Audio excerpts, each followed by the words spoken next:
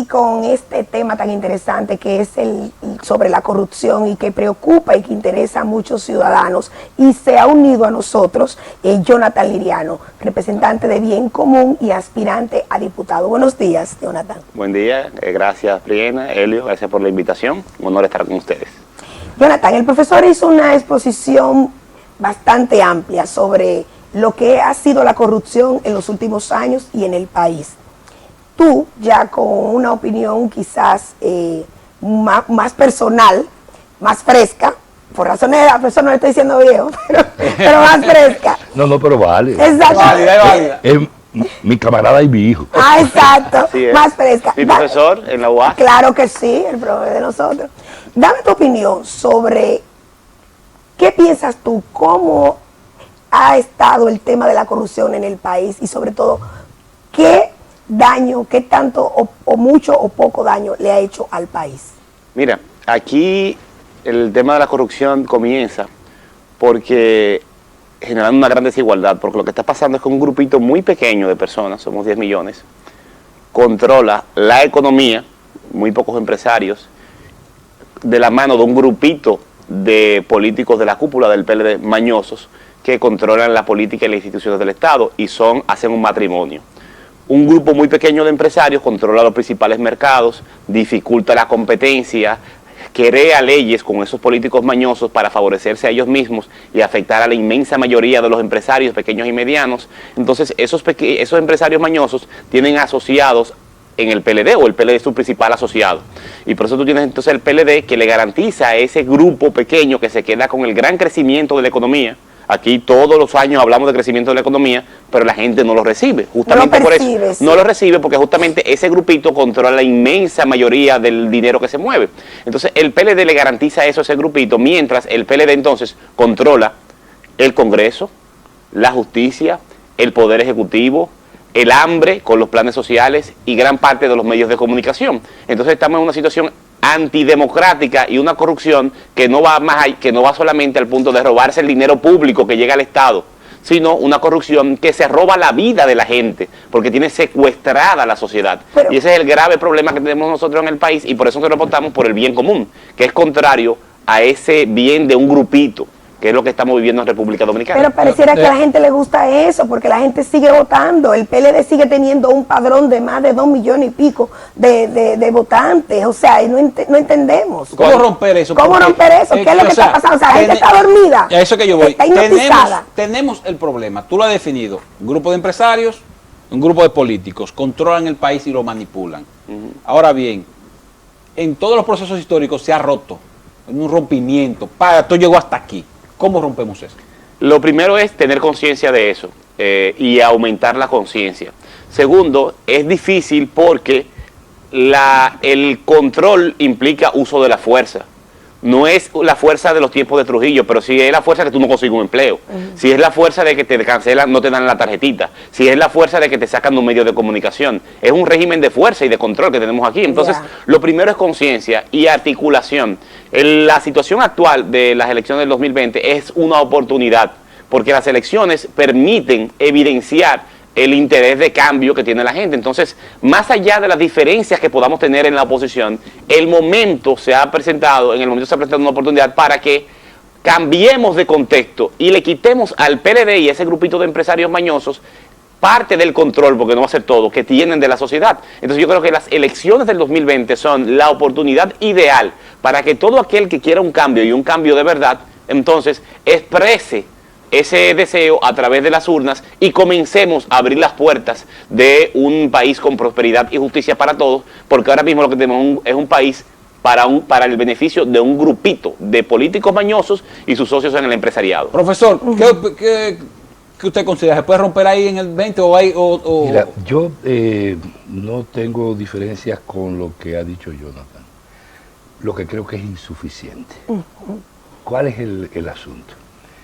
Pelear simple y llanamente pensando en función de las votaciones del año que viene, de las dos o de una de las dos, es no solo desconocer lo que ha pasado en este país en los últimos 3 años, sino que además es reducirse a actuar en el plano donde esa mafia política que yo describí ahorita, que incluye sectores de la oposición, manipuló y manipula este país. Aquí hay dos países.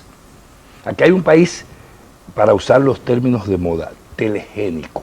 Hay un país en los medios de comunicación, Ay, sí, en de la redes apariencia, sociales. de redes incluidas, y hay otro país en la realidad. En la concreta, el país de la realidad se expresó cuando nadie lo expresaba. Aquí la lucha contra la corrupción era el 7-8% del país, de la nación, en todos los estudios. En 2 meses, y Jonathan y yo somos testigos de excepción de la primera fase y de todo el proceso hasta el día de hoy, eso cambió. Sí, todos los y números. en dos meses, esto fue cientos de miles y hasta millón en la calle, al mismo tiempo. Y de manera simultánea este país no ha parado. Ese es el acumulado de Marcha Verde para el cambio de esta sociedad. Sin embargo, la Marcha Verde como que se no, debilitó, se ha pero esfumado, uno no entiende, se han dispersado. Es exactamente todo lo contrario. Si aquí existe la posibilidad incluso de la derrota electoral de un partido mafioso como el PLD, se debe a ese acumulado, que puede expresarse y debería expresarse electoralmente. Ahora, ¿por qué es lo insuficiente que hacía la referencia? Porque de lo que se trata no solo de ver el país en función del voto, y por el acumulado por eso de Marcha Verde es un acumulado que no pertenece a nadie, sino a un pueblo que tiene ansias de libertad y ansias de cambio, y eso está planteado ahí. ¿Qué es lo que ocurre? Pero ¿cuál es el cambio, que eso solamente profesor? es posible. Porque no es solamente el cambio. Sí, poner ¿Quién lo que va a está hacer ese pasando, cambio? la pugna entre las mafias políticas pone la institucionalidad de este país en juego. Este país está ante la posibilidad de una situación de ingobernabilidad, porque gobernanza de nada en este país. Y la pugna por el poder lleva a eso. ¿Cuál es el camino para mantenerse el PLD en el poder? El fraude, la maña y la sinvergüencería.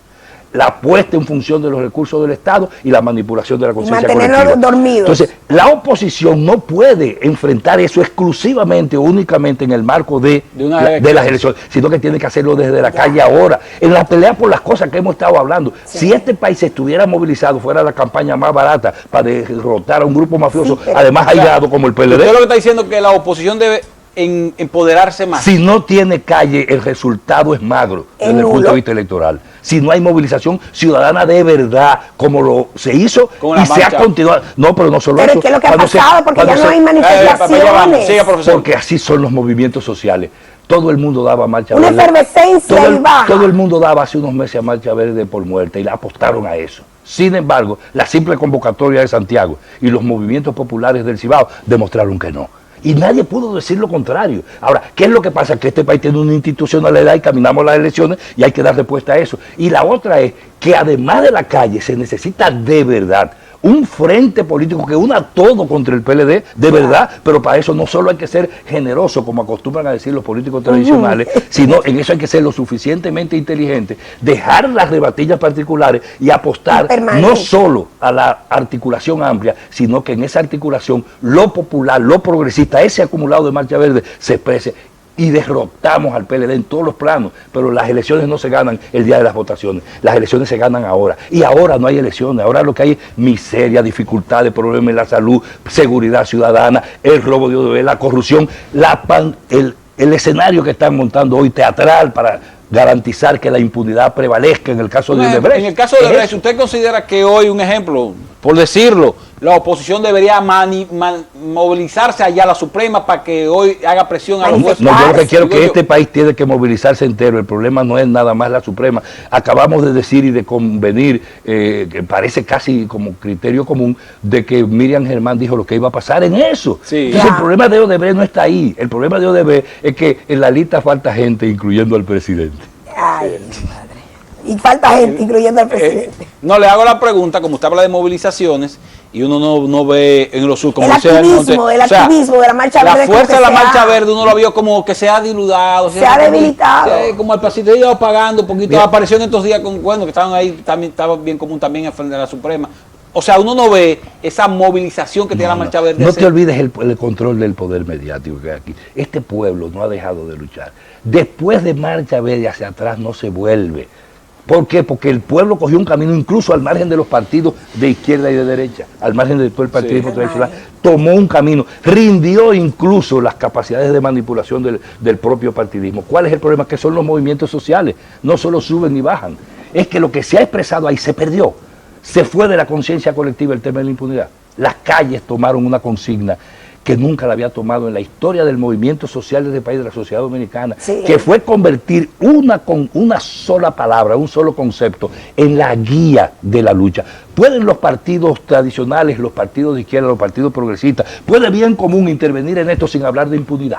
No. La impunidad es la mezcla de la corrupción con el poder y el ejercicio del poder para la acumulación y la acumulación contra las propias reglas. Ahora que usted habla de impunidad, Escúchame, hay que reconocerle eso porque en todas las encuestas sale reflejado que uno de los principales problemas del país es la corrupción e impunidad. Así es. impunidad, Los claro. números son muy altos, Muy altos. siempre. Eso Ya no antes salían eso no ha bajado del 5, 6, 90. al contrario, están subiendo cada vez que cada día sube y hay más, mayor rechazo O y sea, más repulsión, la gente está Ustedes han histérica. concienciado, o sea, el movimiento verde es un bien común, han concienciado al país de la importancia de luchar contra la corrupción. Y que eso es poder. Ese es el gran aporte de la Marcha Verde, un cambio de contexto y de valorización del daño que le hace la corrupción y la impunidad a la sociedad. Cualquier idea, cualquier cambio nace de ideas. Entonces lo primero que tú tienes que hacer para enfrentar un problema es hacer a la gente consciente del problema. Entonces en 1 año, 2 años, la Marcha Verde consiguió poner en el tapete y en la mente de millones de corazones, de millones de dominicanos y dominicanas, el problema de la corrupción y la impunidad como el problema que más daño le hace a la sociedad dominicana, y ese ha sido su aporte. Pero ¿qué pasa? En una sociedad que se pretenda democrática, el cambio de la gestión de lo público, de lo común, se da por la vía de las elecciones. No es la única vía, pero ahí desemboca la lucha política, la lucha, y no política electoral, no política partidaria, la lucha de sentido, la lucha de sueños, de aspiraciones y de propuestas. Entonces, estar en la calle es necesario siempre, y la política incluso no debe ser del movimiento social. La Marcha Verde entra al espacio público porque hay un vacío en la participación política opositora, pero los partidos políticos deben hacer oposición así, pero no basta señalar el problema. En la fuerza política, la fuerza social que busca el cambio también tiene que dar una propuesta de salida, de solución. Y entonces, ahora, en el 2019, estamos en el contexto de movilizarnos, de estar en la calle, de señalar lo que debe cambiarse, pero también decir cómo se va a hacer.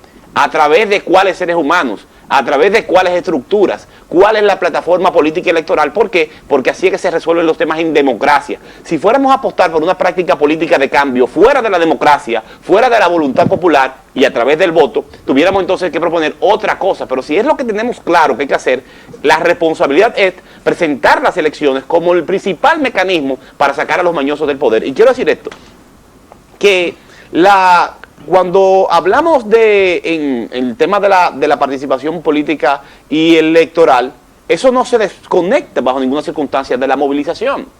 Van de la mano y es legítimo. Y este es el momento ideal para que se dé esa movilización, pero también una clara definición de cuál es el mecanismo político para que se dé ese cambio. Que en este caso debe ser una gran alianza política social para sacar a los mañosos del poder. Hablábamos, Jonathan, de el alto índice que tiene el rechazo a la corrupción y a la impunidad. Hay algunos casos que han ocurrido en los últimos años que no han tenido respuesta. Nosotros vamos a una pausa y vamos a hablar de esos casos. Y por supuesto, recordarle al señor de Ética y Corrupción que quedó de conversar con nosotros por la línea telefónica y responder a nuestros invitados, que yo no dudo que lo haga, señor Lidio Cadet. Pero volvemos en breve, a ver si se anima después de la pausa. ¿Y cómo?